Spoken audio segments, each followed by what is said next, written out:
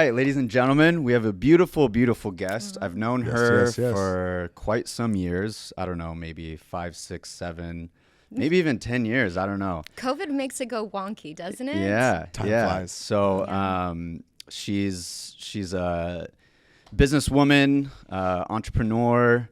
But Ivan, my dog, how you? What's up, Ty? How you doing, my man? Yeah. Thank you for being on. My pleasure. Welcome to the 25-8 podcast.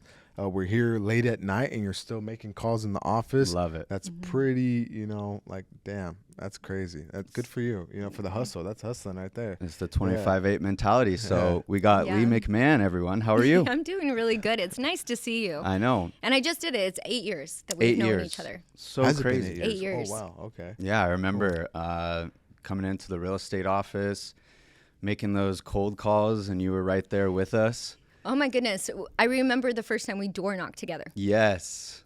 That was crazy. Where was this? I hated door knocking. I think it was the last time you ever door knocked. It was like just a random neighborhood and just like Your knocking on people's doors. Yeah, it was so you one knocked of on my, the door and all of a sudden you were kissing a girl. Yeah. You were knocking girls, kissing girls? No. Wow, yeah. Hey. I didn't know you lived here. That's exactly. we had swag. Yeah. But no, we appreciate you coming on. I know it's late. You got a family at home. Yeah. Lovely husband, 2 kids. Yes. So, but yeah, we'll kind of just jump right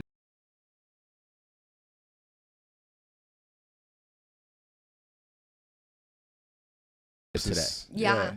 So I started out in mortgages when I was 22 years old. So this is so like crazy. back in the day, right? Like 2001 type of Okay. stuff. And I rode that wave for a long time until the first recession really hit. My kids were small at that time, but leading up to it, nobody ever questioned if they could get a mortgage. Nobody even questioned their interest rates, but everybody had a real estate license. So you had to be able to do some type of value proposition. So I would say if you sell your house, right, I'll do your loan for free with me if you buy. And that was the whole niche that we ran with my parents. Like, that was our value proposition. And we did that and it was really, really great.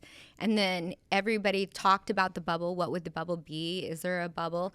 And nobody expected like that your value would just be gone. It was just literally, it didn't matter if you put 20% down, 50% down, the value was just Didn't matter, gone. yeah. And on top of that, your 401k, gone. Your stocks, gone. It was just, That was such a scary time. It was. And it was like, at that time, I was like, oh my God, at least we're young. Like, I couldn't imagine going through this in my 50s or my 60s, where it was like you were really counting on that. And you saw just devastation. Now with the market going back to where we are, very similar to that time. And what I've realized is this is even worse than it was back then. Not in the regards of devastation. People have a lot of money in their homes, their equity positions, but their savings are depleted right now. Interest rates are higher than they were in 2007. The 10-year note's very similar to where it was in 2007. The only difference is the federal government's not buying mortgage-backed securities like they were, creating a false artificial demand, right? 08, they want higher interest rates. They want to implode the economy. And so that's where there's a lot of uncertainty and why we have to work even more harder than we've ever worked before just to maintain the income that we've had before. Crazy. Yeah. Crazy. So but take us back a little bit more. So you're from South Africa. Yeah, originally from South Africa. Okay. And you Born came to the in States. South Africa? I was born in Nice, Johannesburg. Yeah. Really? Yeah, I can turn on the accent. Yeah. But seriously, I was raised in Utah for the most part. So that's a trip too. Like growing up, being in a Mormon environment. Like, ooh. When did you come to the States? I came to the States. Like how old were you? Like I was so young. It was like 81 when I came to the States. So I was just a little girl and I got it's one of my first memories actually, is getting my 81? citizenship. Yeah, 1981. Oh, sorry. I was like, wait, 81. I was like, 81. 81. I came to the States in 1981. But I remember one of my first memories is like getting my naturalization, like waving the flag. No way. Yeah, That's awesome. like I was like 6 or 7 years old when I remember it because it was probably the one time I remember so many people being so happy. Everybody was just so happy at that time because everybody was U.S. citizens. Yeah, so it really stood out. Dang. Yeah, but I was very like ingrained. Like my dad's super Republican, right? Yeah. Because he's from South Africa. Yeah. And he's like, nobody knows how good we have it here. Like the Straight United States, like you can be whatever you want. You can make as much money as you want. Like if you work hard, you can have whatever you want. So I was always raised to be very, very like proud American. and Yeah. grateful. Like, yeah. When we talk about dual citizenship, it was always like, no. Why would you give up your American? If you got in trouble in another country, they're not coming after you if you're dual. But if you're fully American, they're coming after you. So it was always very, very. I've never thought about it that way. That's true, huh? Yeah, That's interesting. Yeah. because So I've thought about raised carrying a super, dual super citizen- proud yeah. American. Dang, Yeah. that's cool. Yeah. So do you feel like that your parents' mentality that at a young age like ingrained in you, like again, like you were saying, your dad was like, Americans have no idea how good they actually have it. Right, because elections, if at least it feels fair, right? Where in South Africa, it's just there's a lot of corruption, right? Like it's still like if you turn on the news, there's a lot of corruption going on in South Africa. And then my grandfather, you know, he's a cowboy. You know, he like literally was a cowboy in Colorado, Utah, like rode horses, worked the railroad, and he became successful. Because he had no education. Literally, he had a 3rd grade education. Wow. But he joined the Navy. He lied to get into the Navy. He caught the tail end of World War II. His mom, like, lied for him. And he went over, and he would barter the whole time. So he saved everything he made. And he drove trucks. Someone taught him, like, this is how you pass the trucks. And so he would drive the trucks in Hawaii back and forth. Then he'd have extra fruit, barter it. So he didn't do a day, like, of laundry the whole time he was there. Right. Saved all his money, came back, used his VA bill, got his trucking, opened his own business. And so he became like a self-made millionaire with a 3rd grade education. And my grandma always said, like, could you imagine what he would have done if he had a real education? Yeah, Like wow, what he would have been able to do. But it was always like, you have to work. Nobody's going to give you anything. But if you work hard, you can have whatever you want. Right. Yeah. I love that. That's awesome. That's Yeah. amazing. Yeah. So you went through the whole, you said you started in 2001 and went through the whole 2008 bubble, right? How was that time? Because in lending, and you stayed with it, right? A lot of people jumped around and did other things, and you stuck with it, right? Yeah. So during that time period, it was just nobody wanted to buy, right? And everybody wanted to get out of their house. And everybody, you couldn't get out of your house. You couldn't get help to get out of your house. They were literally telling people, you have to stop making your mortgage payments before we'll even talk to you. So people were forced to literally have to not make their payments just to get assistance. So now that you have the CFPB that was created since that time, so if anybody becomes under duress, they can be able to actually reach out. There's counselors for people to reach out where you can say, I'm struggling to make my payment. Can we do a modification? At that time, you didn't have those resources. So it's definitely improved. More so, everybody really has to qualify for their mortgage. You know, not that I did any of these loans, right? I never did. Not that I did any of these loans. Never say that. Yeah, no, but no, I just wanted to, like, I never did these loans. Yeah, I never did these loans. But there was a lot of people that would do loans where, you know, they would just, you know, falsify their bank statements. I feel like dogs could have got loans at those. There literally were dogs that got loans. Like people had their dogs. That's actually did happen where people do it, you know. But a police officer or a postman could go in and say, my salary is $1 million. And they would say, okay, it's accepted. There was no verification. There was nothing. It was just, you could do it. Skittles, yeah. Huh? Literally. Yeah. And that was it. And there were arm loans. It was like. Man, how was that time like of uncertainty a little bit? Like a little rocky, like what's going to happen? Like, did you think like a little like long term and like, you know, something's going to Yeah, now that I'm thinking, like it's like it's been so long. At that time, it was, I think, we shouldn't have put all our eggs in one basket. Okay. I really felt like, okay, we really leveraged into real estate at that time, and like we lost a lot. Like we had to short sell ourselves to get out of some of the positions that we were in. And it really made me uncertain because I was so certain about the real estate market. Right. And then when that happens, you're like, whoa, it's just like, is that a table? It looks like a table, but I don't know if this is a table anymore because your reality is gone. But I will say this, when COVID happened and interest rates went so low, and I was having clients buy home after home after home, and I was getting nervous. I was doing the loans, Is and I this was the like, same thing? it was bringing up anxiety from the past, right? Yeah, Where I'm sure. like, I hope they don't lose everything. I hope this doesn't occur to them. And now I look back and I'm like, shit.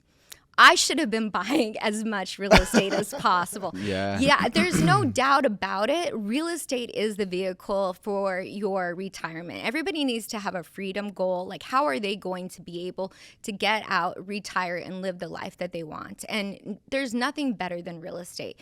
Like, I've seen it go from great to worse to amazing, and it's still going up. The markets that we're in right now, interest rates, they could get to 10%, 12%, but the values are still going to continue to go up just because of the lack of inventory and the household formations that are being created. There's no doubt about it. We are moving into more of another country like Israel, for example, right, that we were talking about before, because they don't have the land. People have to literally live in those homes, pass it along to their children. They're building ADUs, they're building other areas and living in a compound, and it's getting to a point where your future kids, my kids, will be lucky to own real estate the way that it's going. So it's just buy as much as you can and go in for a long-term hold. Just go for a long-term hold. Right. Long-term sustainability a little bit, right? Yeah, it'll go up, it'll go down, but like long-term, rents are going to continue to go up. I mean, even if you have a mortgage payment, if your rent is coming in more than your mortgage payment, you can retire and you can be able to live, even if you still have a mortgage payment. Yeah. No, definitely. But yeah, so going back to that, like those uncertain times, what did that look like for you at a deeper level? Like, give us a little bit of juice of like, okay, this happened in 2008, didn't know what you were going to do sort of thing. Or were there any, did you stayed in mortgage? Yeah, like, did you through think you were that gonna whole move? time? No, or did you do other stuff? So take us through that experience. So that experience for me personally, I had 2 young children. And so when it hit that point and we were having to work so much harder, I was paying for a nanny. I was looking around thinking, what am I doing? I'm missing out on my whole kid's life at this point. Like I'm missing out just because I'm working every weekend. I'm showing properties as much as I can because I'm doing mortgages and real estate at the same time, right? This is before you had to have an NMLS license. Got it. So if you had a real estate license, you could be a mortgage officer. Like you could be a loan officer and do mortgage loans, right? Without having an NMLS license. And so working with my parents, it was like, I'll do this, you work this, we'll be this whole team together. And it just got to a point where I was just like, I can't do it anymore, like time out, type of a thing. So I had a conversation with my husband. It was a hard conversation because we lost half our income, at that time. Like just even walking away at that, it was just, I feel like I'm rushing home to be with the kids, and then I get home and I'm like missing out on the things I'm supposed, like I'm never present anywhere I am. Right. I'm not present. You're rushing to get to work. You're rushing to get to the Never kids. present. You're rushing to wherever I am. Like I'm thinking about my kids, or when I'm with the kids, I'm thinking about my clients. Sure. So I became more of a stay-at-home mom during that time. I did some like regulatory compliance work. It was actually really nice. It was really nice because I would think it was like the time in my life where I didn't have my cell phone like attached to my arm. Yeah. Like I didn't have to have it a part of it. And then just before 2013, my husband's like, okay, you got to go back to work. You got to go back. It's time to go back to work. And I was like, no, I got this. Like, I got my life going. I'm volunteering. And he's like, if you didn't know how to make money, I wouldn't ask you to go back to work, but you know how to make money. And we've got college tuition and we've got retirement. It's time for you to go back. So I said, okay, if I go back, like I go back full time. I go back to win. I don't go back to like just get a like I go back to like be number one. Like I go back to like dominate. Right. And so he's like, no, you got it. Like you took care of the kids the first part. This is my turn. And so he's held up the end of the bargain. He does a lot of dinners. He does a lot of cooking, a lot of laundry. Shout out to him. He does all the calendar for the kids now. So I can just like focus on like and being passionate with my clients. But then when I go home, I can just be present. I don't have to worry about doing all of those other things. So yeah, I've been back at it now for over 10 years. Yeah. Man, kudos to you. That's awesome, and when I was getting back in 2013, everyone said, don't get back into it. It's going to be dead. The market's crashing. It's not going to. It was the same fear. And that's the thing. People are always going to say, don't do it. don't do it. It's not the right time. Go do something else. You shouldn't be doing this, you know. And you don't listen to what other people say. When people would tell me don't do it, it gave me more motivation to do it. What did you listen to, though, you know, to make that educated decision to jump back in? For me, because everyone's telling you that, you know, stay away, you know, Yeah. all these signs, and you're like running full head on, you know what I mean, like a rhino, ready to kill so everyone. For me, with the first decision when I was going back, right, it was like, do I go back into real estate because I had been doing real estate, or do I go back into loans? That was my first decision. And I have to say, being a real estate agent is so much harder than being a loan officer. We might use our brain differently, but a real estate agent's physically there. They have to physically be with the clients. They have to be showing the properties. They have to be, you have to physically be there. And going back, and that's why they get paid more money. That's why real estate, because it's harder, right? But being a loan officer, I could be there on a weekend, but I could just open my laptop and remote in and answer the questions. So I could be there 7 days a week, but not have to physically be there.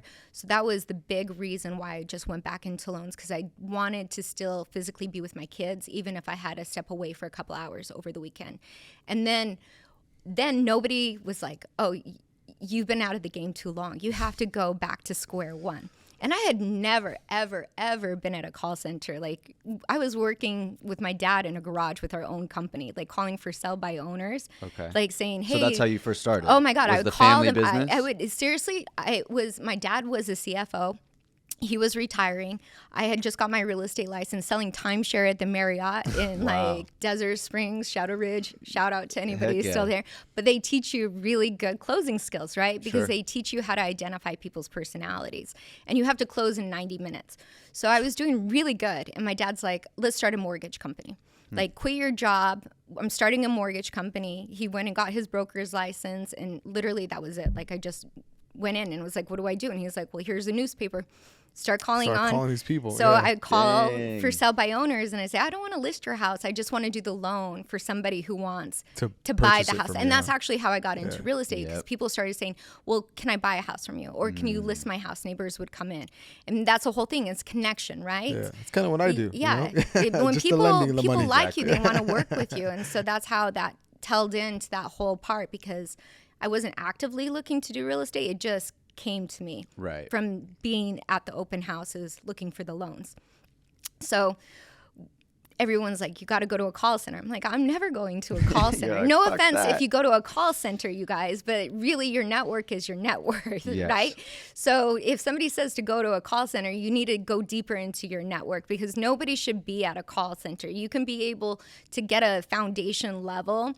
I think I shouldn't say shoot myself, but I probably would have like just not have even been in the business if I had done a call center job. I couldn't have handled that.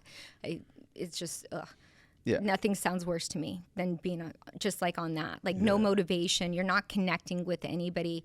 You're not really masterminding and learning from somebody, hearing somebody. So I went to a couple different people, and they were like, oh, you got to go back to a call center. You got to go back to a call center. And I was like, oh my God, like, who do I know? And so finally I met somebody who was friends with somebody at Union Bank. She was the VP, and her name was Leigh McMahon. If she's watching, I love her, because she took dinner with me, and that was the whole thing. I said, hey, will you sit down and do a dinner? I brought my resume, and she goes, okay, like, I don't think you need to go to a call center. Like, you did great. You've been volunteering. I'll put you in touch with a great place. And so that's how I met Al Hensling at United American Mortgage, which I worked for him for 10 years. So I went in, literally, we met. He didn't even look at my resume. He just said, what do you want to do? Like, what do you want to do? What are we here for? Yeah. I think you'd work really good in some real estate offices. We got some stuff coming up. And then he gave me a call, and he goes, well, you've been out of it and the game long enough, and the real estate partnership that we're working on isn't quite there yet. I would love you to come in and be our regulatory compliance officer, because this is going to catch you up to the TILA, the GFE, like all of these things had come in that I didn't know. I needed to get my NMLS license, which I didn't have at the time. So I called my brother who had a girlfriend that he'd just broken up with, but we really liked her a lot. Sure. And I said, can I hire her to come live with us and watch the kids the summer while I go back to work? And so he gave me the blessing to bring his ex-girlfriend back in, and I will say they're married and have 2 kids now. No, so really? I brought them back you together. rekindled that relationship, I brought them back together. You're the glue that kept it together. But yeah, she was my sister for sure. But if it wasn't for her, I wouldn't have even gotten to that level with Al. And then I was in there, and it was like I was checking all the loan officers' work. So I'm like looking at my phone, Googling shit, like, what is this? How do I do that? You know, because you don't want to bug people. It's really, at United American Mortgage, it's like you either swim or you drown. Yeah, how was that lifestyle having to kind of, I mean, I guess it is playing catch up, right? You've been gone out of the game for a little bit. So how was that lifestyle for you? I felt like that year, it was really like, how bad do you want it? Like, how bad do you want it? Like, do you really want it? Or do you want to just go get a job where you can just make a paycheck? Because I could have easily just got a job and made a paycheck and been a little bit of a contributor, but I wanted more, right? I'm very competitive, right? Yep. Super competitive. And with my husband and I, we were making the similar income before I stopped working. And so my whole goal was, how fast would it be? Like, how long would it take for me to catch him and then surpass him? Like, that was my, like, how hard, like, how long was it going to be before I just catch him? So it was just like, okay, I'm going to catch him, you know, and that I don't, here I come. It's Here like a friendly honey. competition. Yeah. It's a No. friendly competition. Healthy But I mean, it's competition. definitely like competition, like in my mind, like I just, for whatever reason, I just wanted to make more money. It's a bar that than you knew him. you had to hit, right? So it was Yeah, like a or target. just like how, you know, you've been out of it this long, like how fast would it be to catch up where you were? And it took me like 3 years, really, at the end of the day. Once I got my license, Al put me into a lot of great places. That's where I met you. Yeah. And, you know, I'm so thankful and grateful. And during that time, I will say this, and this is the biggest thing, is if you're getting into, whether it's real estate or mortgages or whatever industry, is finding somebody that knows so much that allows you just to be a fly on the wall. So one of the things that I asked Al was, hey, can I come in and just listen to you on the phone?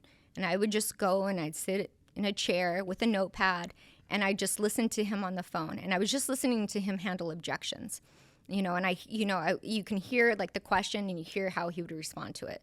And then I would go over to Dean Rappin, who's the vice president of United American Mortgage, like amazing man. Like these guys are just giants in the industry. And I would listen to how he would handle objections. And between that, you know, you start to get an idea of like how your own flow is going to be. Right. And I will say this, their brains are so big because anything I didn't know, I could pick up the phone and I could talk directly to the owner of the company. And I'd say, what's this guideline? Or in your experience, how would you handle this? And he would tell me like in his experience, because you can never say, how do you do this? You would just say, in your experience, if you had this question, how would you handle it? Then he'd be willing to say it. But if you say, how do you do it? You'll never get the answer. Right. It's always in your experience. It's always that right? wordplay, huh? Yeah. It really is, because people in your experience, people will tell you their experience. They want to speak about themselves. But people, right? if you say, how do you do it? They're going to be like, Figure it out. Figure it out, you know, honey. I don't know. You know, you need to go like Google it and that kind of stuff. But it was always in your experience. So there was that learning curve. It was just gone so much quicker just because I got to be in the room with these men and I got to see them do business. And, you know, you're watching these guys drive up in these amazing cars and beautiful, you know, custom shirts, suits and everything. And, you know, I mean, swear to God, Al looks like George Clooney and Mitt Romney combined, right? Like that's the big joke. So I mean, it was just such a great experience for me, and I just love them so much. So going back to what you said, obviously you feel like having, whether it's 1, 2, 3, I mean, obviously you don't want to go off the rails, so to speak, but having that core mentorship so you can learn, even if you have experience in kind of that industry, but maybe you went out of it, came back into it, or whether you're brand new because things change over time, is like having that pivotal person or persons to learn from. And not only that, finding that person that's actually going to like want to help you. Right. Right. So do you think that's like a pivotal thing that everyone, no matter what industry you're in, I think everybody needs like at least 4. at least 4, because if the first one won't pick up, you can call the second one. And maybe those are the 2 that have the brains, right? They're going to know all of the details. And then you have your third backup, right, that are really good on the guidelines, but you know, like, okay, if I can't reach 1, 2, and 3, right, I can call number 4.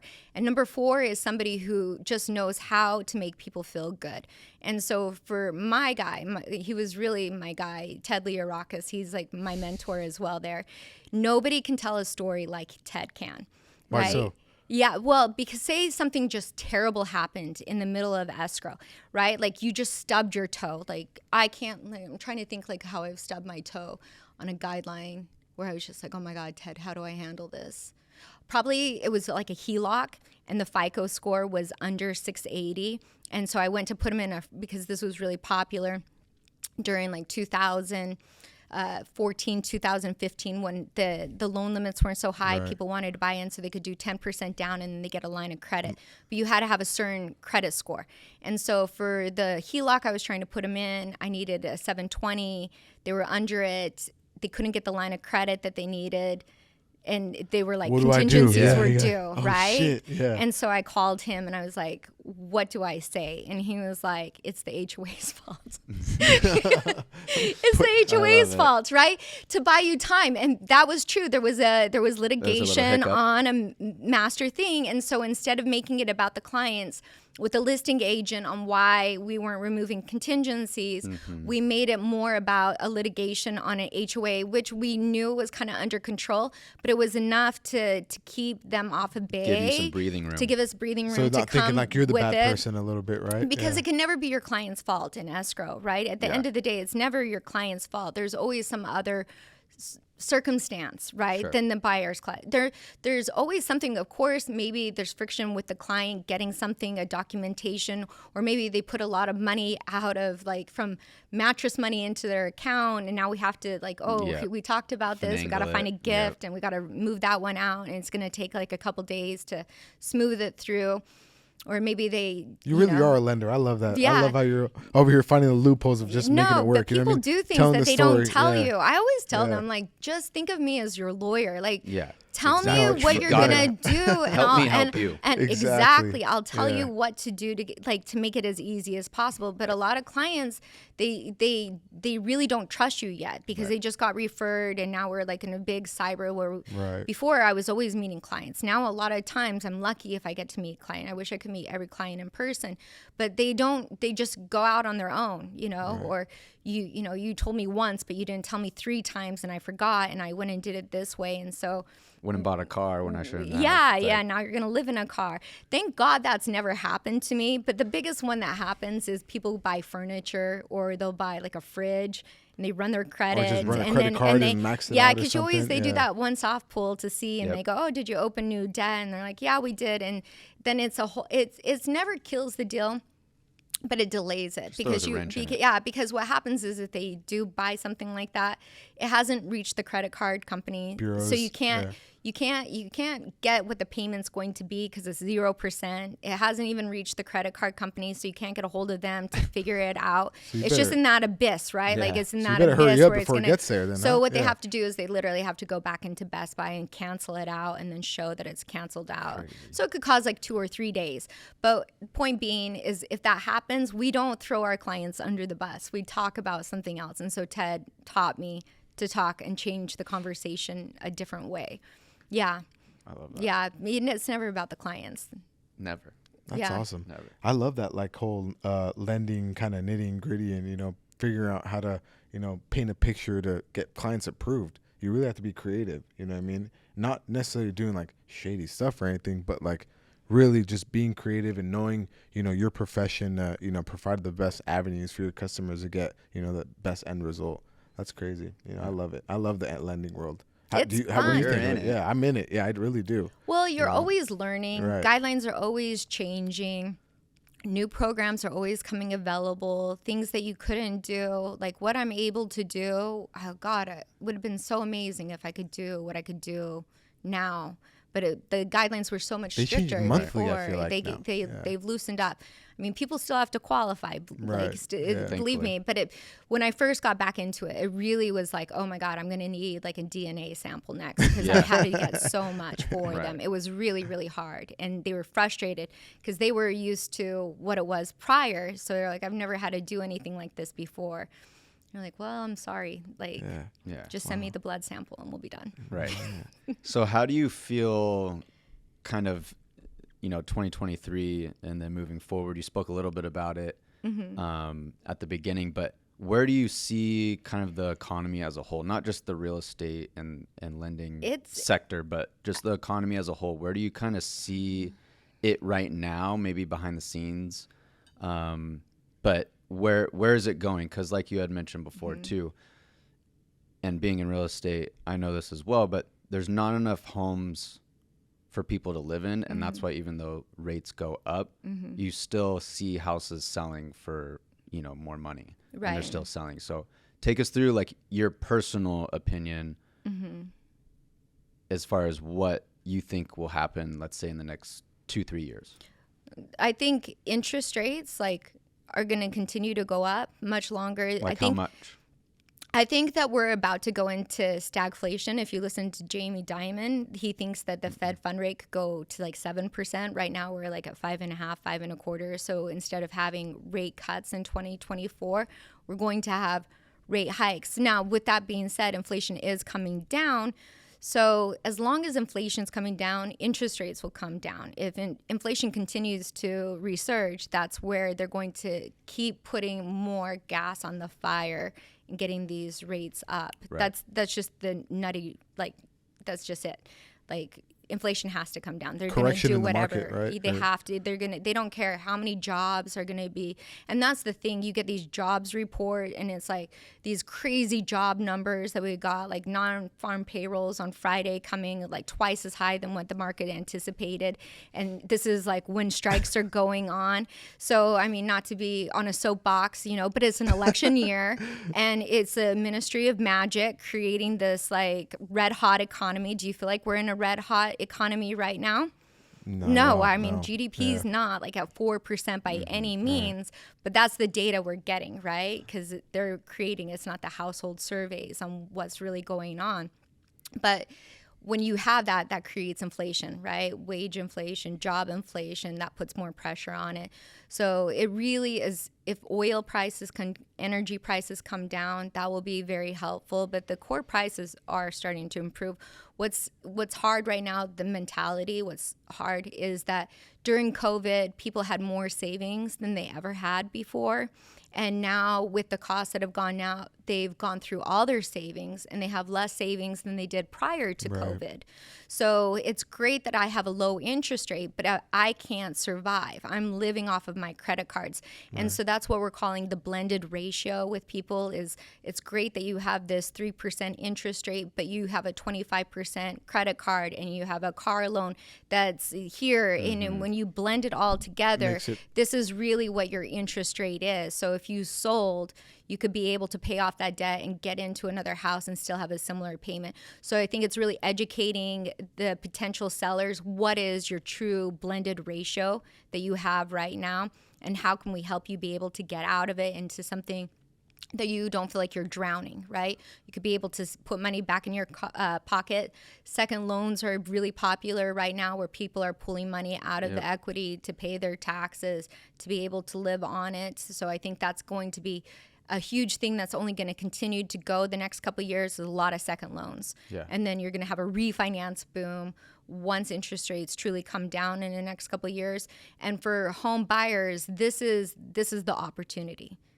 This is the opportunity. When everybody was buying in 2008, when nobody was buying, this is the opportunity for buyers right now. Because interest rates are high, but they're going to go down. But if you look at the data points here in Orange County, just in the next 5 years, our home equity position is going to go up 30%. Crazy. Just in this next year, it's anticipated at 8%. So when inflation goes up, buying real estate is the best way to protect yourself. And it's only going to continue to go that way. I think the only thing is that people have fatigue. They have fatigue. A lot of my buyers that I work with, they've been trying to buy for 2.5 years. You know, they didn't buy when interest rates were Here we go 2%, again. 3%. And now, I had clients like Now they're years triple. ago where I was really pushing them in, like, you got to get in. The interest rates are going to go up. And they're like, it's too much. You're like putting too much pressure on us. And now I talk to them, they're coming back and they're, okay, we're ready to go, like after a hiatus of 18 months. And so now they're seeing the market didn't crash, home prices have gone up, and the payment has gone up. And it's only going to continue to be that way. But it really is whatever you focus on expands. I like big believer on that mentality. And you can either get into the news and you can get into this fear, or you can go the opposite direction, because it's all about endurance. It's just endurance. It's just going with no end in sight. Right. Like, just, you can only control your reactions in this market, and what are you doing day to day to be an improvement, to be a force of good. So how do you educate yourself when you hear the news talking about the exact opposite? Throwing that fear at you. Hey, interest rates are crazy, inflation, this and that, and like, don't buy a home. Wait, and this and that. So how do you educate yourself? So I like Brian McPhee. He's like a bond analyst. He's like probably my favorite guy to listen to. Barry Habib is really good. Housing Wire is fantastic as well. You have then, of course, I love to listen to like what Fox News is saying. I like to listen to what NPR is saying. I love to hear all of them on my way to work. And, I drive like about 30 minutes when I come to Newport. So I listen to all these like podcasts. Newport's like, here's the buzz. Might hear a couple more things. I get daily updates on like rate alerts on what's going on with it. And then my mentors too. Like, so when it goes really crazy. So like, for example, like when Trump took office and everyone's like, what do you think is going to happen with Trump? What's going to happen with Trump? I called Ted, right? The guy who knows how to tell all the stories. Ted. Yeah, I called Ted. Ted, hey, Ted, I'm getting all these questions. How would you explain to people, what do you think is going to happen with Trump? He goes, well, it's like when Ronald Reagan became president. I remember when Ronald Reagan became president. And he told me the story because he's been in it that long. Yeah. He was a loan officer when Ronald Reagan was president. And so when people would talk to me, I'm like, well, my mentor, he said this is like when Ronald Reagan became president. And it was really good for the economy. And it really was when Trump was president. A lot of people prospered, right? Yeah. Bro, everything was booming, right? Stocks were booming. Like, I know. We'll see what happens next year. Well, it's all about the debt ceiling, though. I mean, it was booming, but we added on a lot of that's the big thing. Like, we have a lot of, and that's my big thing that I'm really focused on right now is financial literacy. Just because all of these kids that are coming of age, they have no idea they don't know about anything because they're not being taught by anything. And I don't know about you, but I want Social Security. Yeah. Like, I want some smart kids running our economy by the time I'm retiring. Yeah. So I'm really a proponent on financial literacy to be able to equip the younger generation to be able to handle this debt crisis that is really, really looming. I mean, it'll be interesting to see what happens November 17th. Yeah. We have a generation full of gamers now. I know.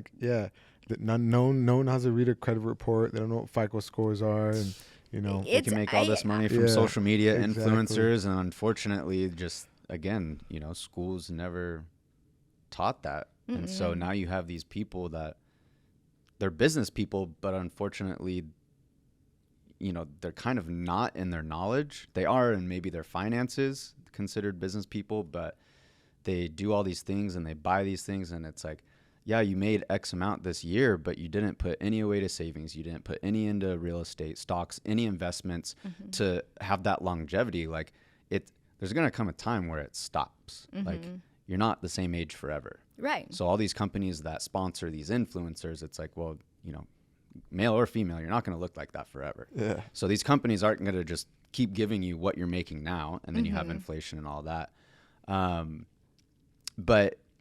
So now flipping it, you being in the game, finance game for quite some years, who have you been, or at least in your eyes, felt like you've been a mentor to that younger generation? And how now, having the experience that you have, even though you still have mentors, of course, but how do you see yourself helping the younger generation, whether it's your industry or other industries, your children, their friends, whatever the case is, how do you see that, and how has that been transitioning where you're kind of in the middle, right? You have a mentor and then you also have mentees. Because it gets to a point, like, what is it really about? Like, what am I doing, right? Like, I could just be here working, but am I really making a difference? Which I do. I really feel like I make a difference with my clients. Like, I love my clients. I'm a part of their story. A lot of my clients I saw before they got married, getting married, having children. I always talk about being their loan officer for life, like a doctor. Like, I'm going to do your children's loan, right? But you guys are into David Goggins, right? Yeah. I mean, so I got into David Goggins, like who's going to carry the boat. And I started volunteering for CAMP, California Association of Mortgage Professionals. And they asked me to become president of the Orange County South LA chapter. And I didn't want to do it because I knew how much work it was going to be. And it was one of those, like, I was looking around, I'm like, everybody's been volunteering 30, 20 years. Nobody is young in this organization.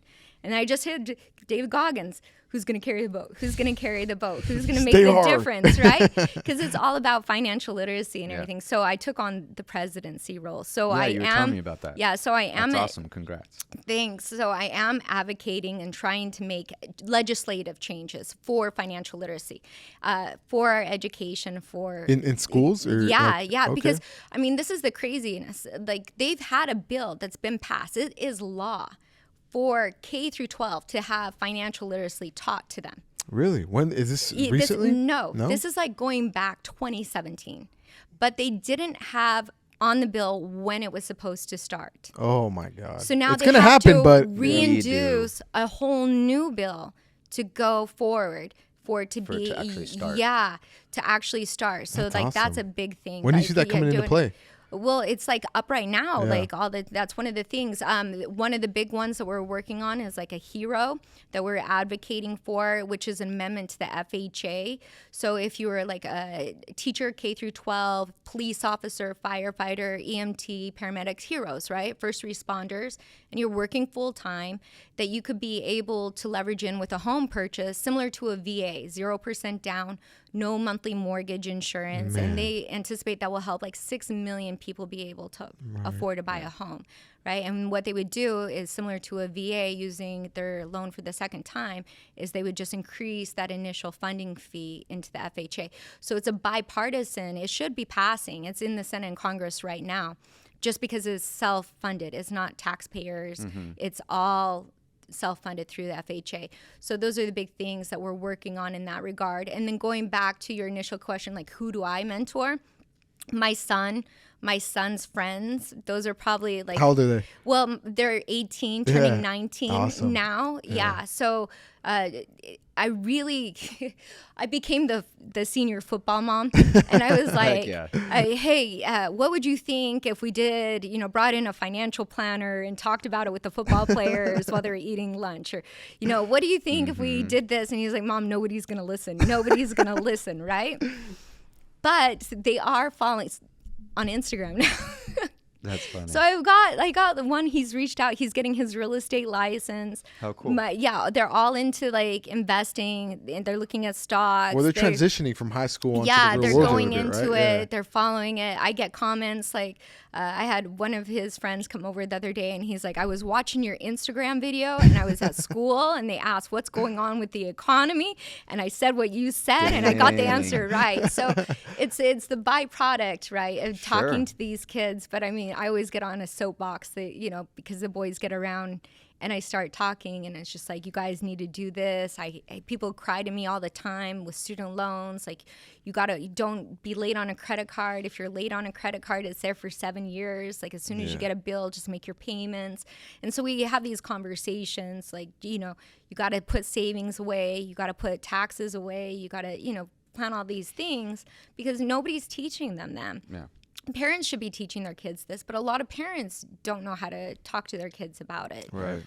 They themselves need help, right? Yeah. So, I mean, that's the big thing. It's just more education all across the world, really. Dang. Yeah. So have you had anyone like in your office or in the lending industry that's not your child or their friends, like reach out to you and kind of ask you to be a mentor in a way? Yeah, I mean, I have. It's very nice. It's always very pleasant, you know, when you get somebody who wants to meet you Flattering. for coffee. Yeah, or like I saw you doing videos, because you don't. If you do a video, you think like, who's really watching this? Nobody's Thousands of gonna views. see Like, it. who's really watching Yeah, these, you right? know, Yeah. you don't think anybody really listens to anything that you say. You're just kind of like No, it's crazy. putting out there. We'll just see what happens with it. And I hope to inspire women. I hope to inspire the younger generation. I'm really trying to get the younger generation of loan officers and any real estate professionals or affiliates to network with on a regular basis. For example, like with camp, we're bringing out CalFHA for people to get certified so they can understand the dream loan, and they can talk about other down payment assistance for people to be able to purchase. And I had like 50 spots, like limited. And I thought, oh my God, this is going to go out like wildfire after the dream loan, 300 million, 20% down. It was gone in 10 days. We know 200 million. Everybody's going to want to come to this class. And it was like crickets. It was crickets. I mean, I will say this, the class is going to be on Friday, and we're now up to like 44 people that have signed up, but it just wasn't the demand that I thought would be there. Why do you think so? Yeah. I think number one, it was $50, and that might be more than what people can afford right now. Scared some people away, huh? I feel like, you know, that's a sign of how hard the economy is, because I think statistically, I think over 60% of people couldn't like handle an extra bill of $400 that came across. Like they would not be able to pay it right now. So I think the $50 might have been the crazy, issue, or that people don't want to work. Yeah, literally. People they just want to get paid. People really don't want to put the time in. I mean, that's the saddest thing when I talk to, like, especially as like some realtors, right? Like the market's hard. And so I'm talking to them and they're like, yeah, the market's really hard. I'm like, yeah, but this is when you take territory, right? The way that you're going at it. And they're like, well, maybe we'll just like, I'm just going to take a break. Right. I'm just not going to do anything. And it's like, no, why? Yeah. It's like when you put your foot on the gas and When you you go go, harder, right? you know? Yeah. And with the mortgage industry, like half of them is gone. Like they've just done. They're not even there anymore, which is great for me, right? It's great for people who are working, but a lot of people just don't have that endurance. Like you either have a fire or you don't have a fire. Like you want it or you don't want it. And if you never had it, then it's good you're gone, because you don't deserve to be here. Good riddance. Yeah. So do you feel like a lot of these programs are kind of hindering kind of some people to progress? Like a lot of these aids and, you know, help and supplements and stuff like that are kind of holding some, like a certain demographic of people. I think it's difficult. Because there's a lot of new stuff coming out. So I feel like there's help everywhere now, I feel like it's difficult for people like that have these programs, because if they make just a little bit more, it's not enough for them to survive, but it will be enough to kick them out of a program. So they're like, I can't push myself to even make a little bit more, or I'll be out and then I'll be even worse off. You know, so that's a big conundrum in that regard, you know, but people should be able to have the opportunity to work and still get some assistance. That's out of my realm, though. Yeah, that's true, like, right? That's not like, I don't want to, you know, put myself out there because I'm not going to be able to take advantage of these certain programs, right? Well, So it's like, what do you do? But that's like also where I'm like, how did you get in this position in the first place? You know, like, I'm sorry that you can't push yourself harder, but in my mind, how did you get there? Like, what happened that you just gave up in the first round, you know? So you know, I'm sure there's things that happen where people had, you know, they never could get ahead, of course. But I really believe, once again, just from my upbringing, right, you can be whatever you want to be. And if you want it, you'll get it. You know, you hear stories about single moms working 6 different jobs and their kids, you know, watching them. And then the kids become like these huge entrepreneurs, like multimillionaires, because they watched it from their foundation, you know. And so you as a parent, if you have kids, you're not being a parent if you're trying to just play it safe. Like you have to really go for it. Like, just, I love that. Yeah, you have to go for it. You have to, you know, lead by example in a way as well, right? Yeah. That's awesome. Yeah.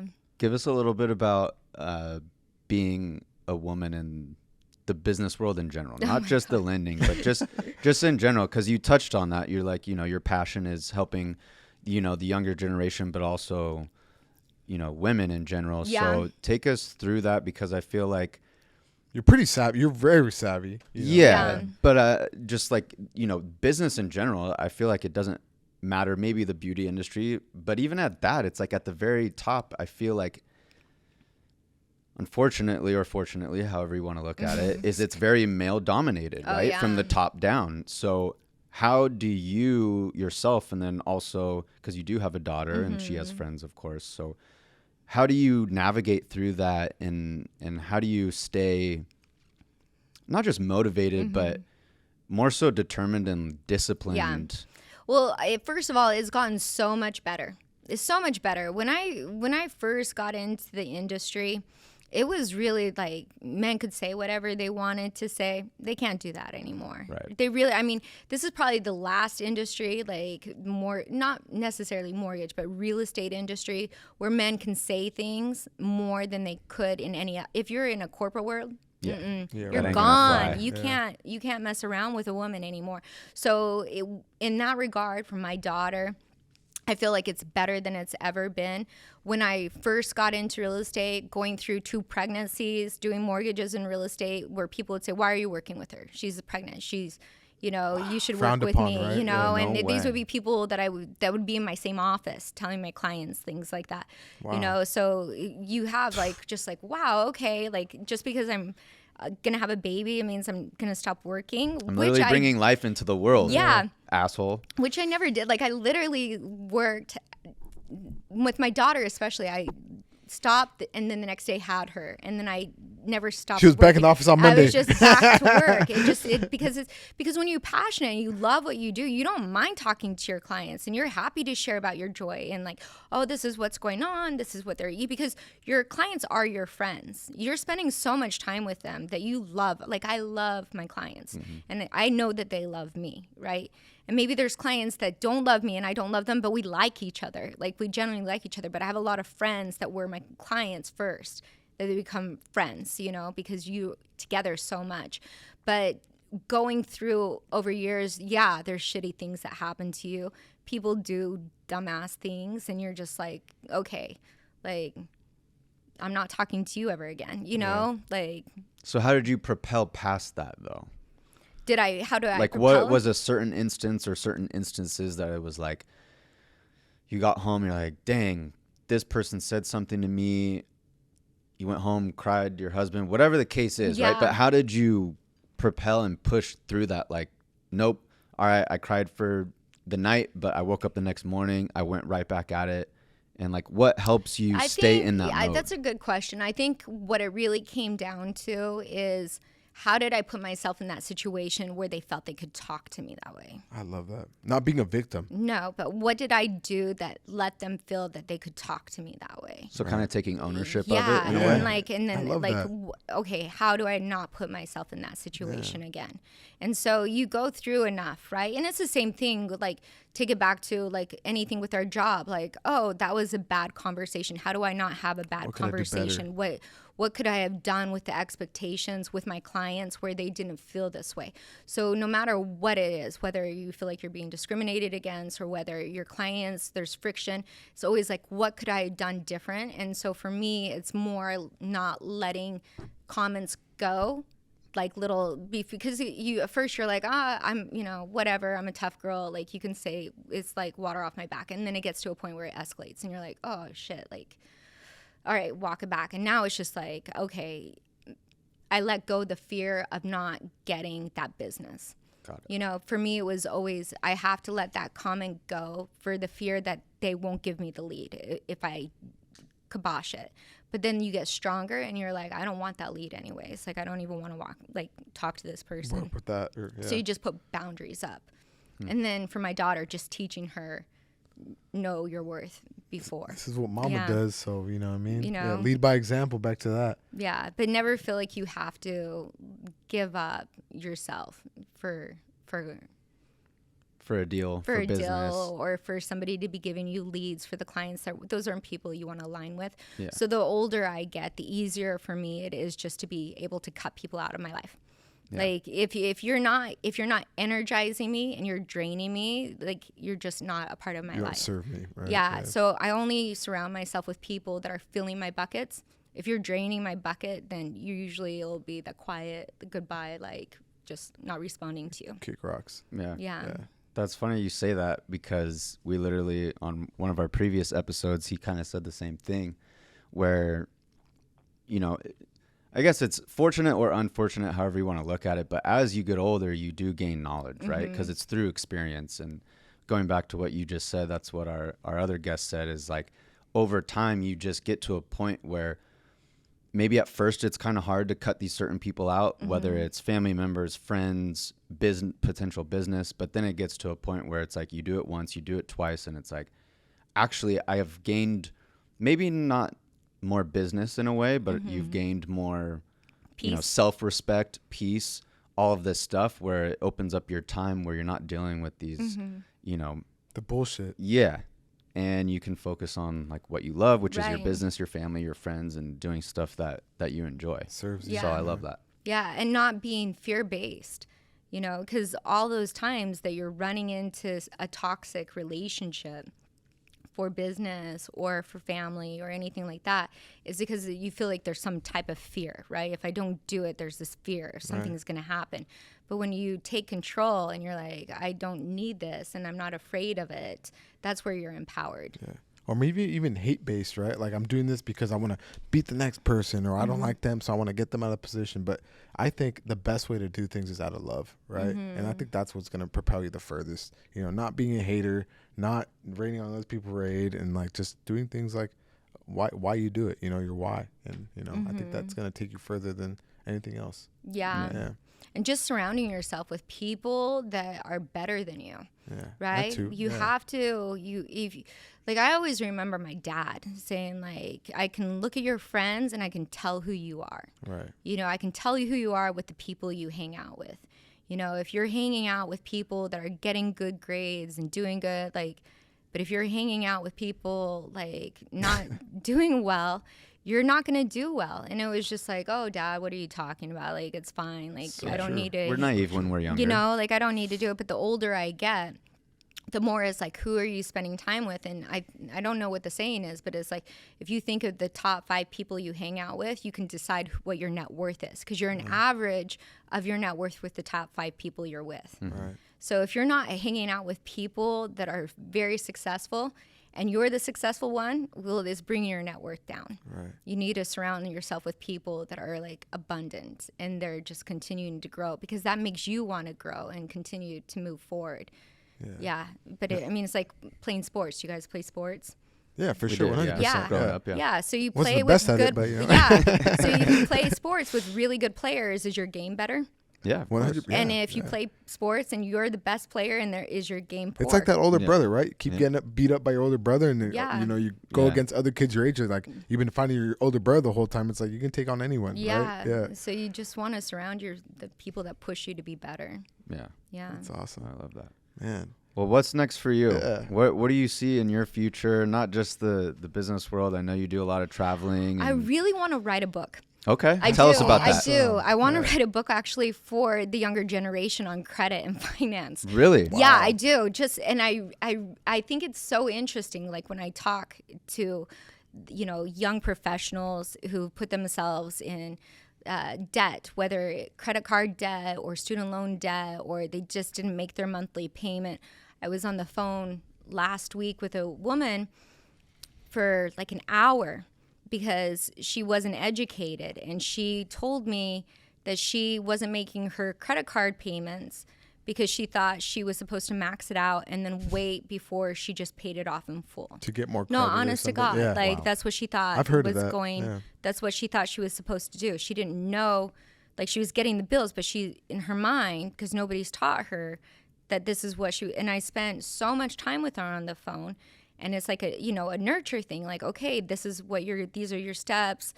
have somebody add you on as an authorized user that's had a credit card. Let's watch your, let's work to get your score up. Because you can get a first-time home buyer program now, and you can have a credit score easily like in 620 range, right? So it doesn't take a lot. But when I hear stories like that, I'm like, oh my God, like somebody needs to put something out there just to explain the simple things, for them. Literally. Yeah. Just black and white stuff. Yeah, but just something that's easy to read and fun to read, to just put out there. No, I agree. Yeah. Yeah, because I'm in the lending world as well. So it's like, people come to you and like, well, I have this 700 FICO and I'm applying for, 150K or whatever the case. Like, I should qualify for this. Well, sir, you've never really financed anything like this in the past. You have these inquiries, you do have these late pays, and, you don't have any open accounts, and like, they don't really know like what it is, on the back end of kind of credit. So that's awesome. And all we are is a big ball of credit. Yeah. Like the United States, we don't produce anything. We don't do anything, but we know how to rack up some debt. So if that's all we do, like, why are we not teaching people how to manage the debt? Yeah. So it's crazy. But I mean, look at the federal government. Like, we've got this debt ceiling. They just keep increasing. And so it's like, if you look at our parents, technically, they're not teaching us by their models either. Right. That's crazy. How long have you been thinking about doing a book? Forever. Really? Forever. I really have. I've been thinking about it for so long, but now I feel that I'm in a position with my children getting older that I can be able to focus on doing that. So when do you see it coming out? Ooh, yeah, I love the accountability. It's coming soon, right, bro? We're going to replay this episode. I'm going to send it to you all right, every I'm week. going to say this. I'm going to put it out like a year. Like a year? Yeah, give me a year. Before 2025. Okay. Before End of year 2024. We're sending you this in a year from now, okay? I'm really going to do it. I love that. I'm going to really put it out there. That's awesome. Yeah. Well, yeah, just the whole thing. I think it's just so important. It is. It is. And I think it'll get, definitely, if it's like easily like digestible and it's like pretty simple and kind of straightforward, everyone would cop. I could see that being put into high schools and like a part of a course or something too. What I mean? It's so interesting because I do see the curriculum that they're supposed to be teaching in high schools and all of the things that they're, and it's just like, it's like the blueprint of the book. Like, they just gave it to me. Like somebody just please, if you're not going to do it, like, somebody can do this. But I mean, it's out there. Anybody can look it up. Right. Yeah. Dang, that's awesome. Well, thank you so much. Leigh McMahon, ladies and gentlemen. Thanks for being on. Yeah. Well, thanks for being on 25-8. Ty, man, it was awesome. It was great learning about, your journey, your experience, and what's to come. So we'll keep a lookout for you. What are your social media handles? So if anyone wants to follow you, and because I know you're also jumping into the social media game as well, right? You have content out there, and so just mortgage updates. Mortgage updates. Oh, cool. Yeah, Nice. Across the board, just mortgage updates. Love it. Yeah. Easy. Hit her up, guys. Yeah. Well, it's been a pleasure. You're so knowledgeable. It's so good to see you after not seeing you for so long. I know. We got to get together without, this setting. Maybe go. I know this is the first time we've seen each other since COVID. Oh man, we've talked on the phone. I know. We've texted back and forth. I think that's but what we have COVID not did that. seen each other. I mean, that's the thing about COVID is that it did that, huh? But here's the thing, that it also shows you who your true friends are, because that much time can go by and it feels like no time's gone by. Yeah, you just pick up right. It's just right. It's like he's like a cousin. Oh, that's why I was like, hey, we got to get you on, and you're like, yeah, let's do it. So again, we appreciate you. Thank you so much. We love you. Yeah. And thanks for coming on the 25-8. Yeah. Thank you, guys. We're out.